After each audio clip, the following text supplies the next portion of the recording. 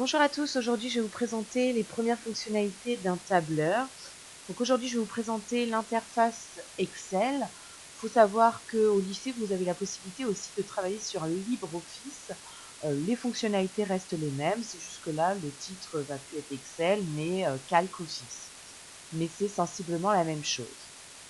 Donc dans le nouveau chapitre, donc à savoir le chapitre numéro 2, les suites numériques, vous allez devoir vous servir de tableur.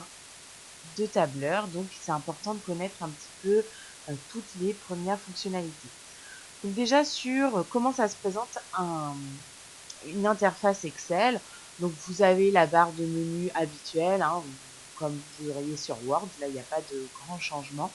Le grand changement, c'est que là, vous avez un tableau. Chaque colonne sont nommées, enfin, sont intitulées par des lettres, les lettres de l'alphabet, et chaque ligne des noms. Donc, à savoir, comme ça, si on se met dans n'importe quelle cellule, par exemple, si je me mets ici, à l'intersection entre la colonne B et la ligne 4, et ben, j'obtiens la cellule B4. Donc ça, ces cellules-là, vous les retrouvez ici. Il y a possibilité de directement, si vous avez un grand tableau, de taper par exemple moi je vais taper E5, et comme ça, mon curseur se met directement en case E5. Donc aujourd'hui, on va prendre un exercice, un exemple pour apprendre un peu les nouvelles fonctionnalités. Donc par exemple, on va étudier les ventes d'une entreprise au cours des années. Donc dans la première colonne, je vais mettre les années. D'accord. Donc important de toujours intituler vos colonnes. Parce que je sais que à force, quand on va aller trop vite, on les intitule plus et après on ne sait plus de quoi on parle. Donc pensez à toujours intituler vos colonnes. Donc année, et dans la deuxième, on va mettre nombre de ventes. Nombre de ventes. Donc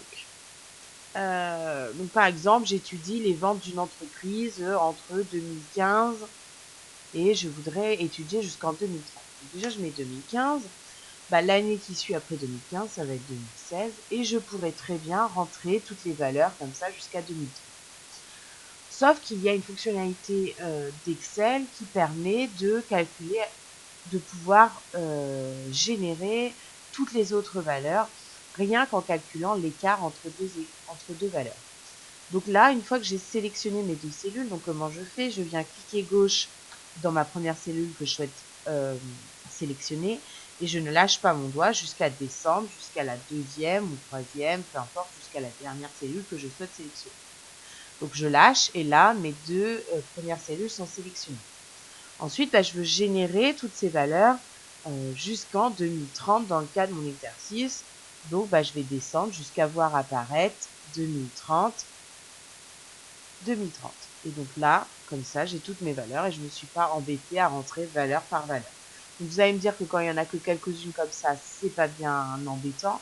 Mais quand vous avez un grand tableau à faire, vous serez bien content de venir générer cette suite de noms. Ensuite, peut-être dans votre exercice, vous aurez en 2015, les ventes étaient de 15 000 appareils.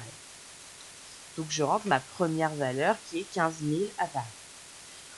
Après, dans l'exercice, on vous dit que les ventes vont augmenter de 1500 tous les ans. Donc qu'est-ce que ça veut dire? Si je veux calculer ma deuxième valeur, je vais faire ma première valeur plus 1500.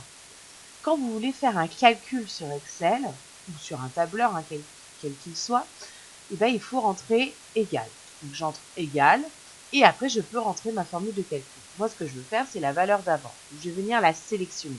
Je ne vais pas rentrer la valeur, de façon à ce que l'ordinateur comprenne que c'est la valeur qui précède mon calcul.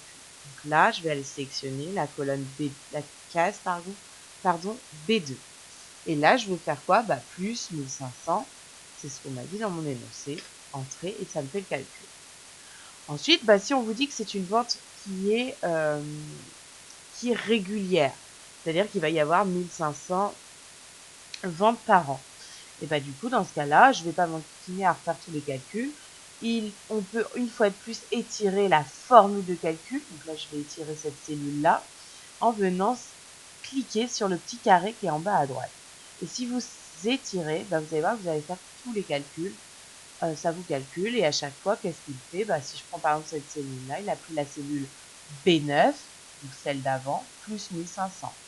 Et ça marche pour toutes les cellules. Donc là, vous avez fait les calculs assez rapidement. Ensuite, eh ben, vous pouvez calculer la somme. La somme, je voudrais savoir la somme des ventes entre 2015 et 2030. Donc, je vais calculer la somme. Donc, j'intitule ma ligne. Et ben, comment je vais faire? Ben, je vais faire un calcul. Égal. Et moi, je veux faire quoi? La somme. Donc, j'écris somme. Donc, somme, pour tout le monde, je rappelle, hein, c'est l'addition. Et de quelle cellule? Ben, de la première cellule, donc B2, jusqu'à la cellule B17. Je lâche mon doigt, je ferme la parenthèse, je fais entrer, ça me calcule tout de suite ma somme. Autre chose qu'on pourrait vous demander dans ce chapitre, c'est de représenter graphiquement l'évolution des ventes au cours de entre 2015 et 2030. Bah, dans ce cas-là, je viens sélectionner toutes mes colonnes correspondantes. La somme m'importe peu, hein, donc je ne vais pas la sélectionner. Et je vais insérer un graphique. Et là, on me propose plusieurs graphiques. Moi, je vais prendre un nuage de points. Et là, j'observe bien l'évolution de mes ventes au fil des années.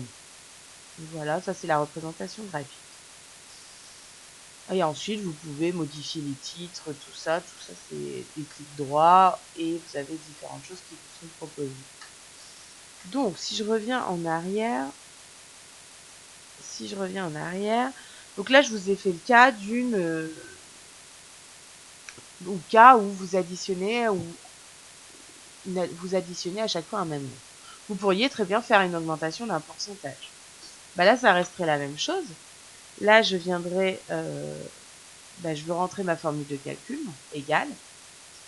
Et ben moi, je vais, par exemple, j'ai une augmentation de 5% tous les ans. Je vous rappelle qu'une augmentation de 5%, ça revient à multiplier par 1,05. Je multiplie par 1,05, je fais entrer. Et ça, je peux le faire pour toutes mes cellules. Donc, je viens étirer comme ceci. Et ça me fait tous mes calculs. Et vous avez vu que la somme, elle était déjà enregistrée. Elle s'est modifiée automatiquement. Donc voilà pour les principales fonctionnalités d'Excel qu'il faut absolument maîtriser en première et en terminale pour faire l'intégralité des chapitres qu'il y aura à traiter jusqu'au bac pro. Je vous dis à très bientôt pour une nouvelle explication.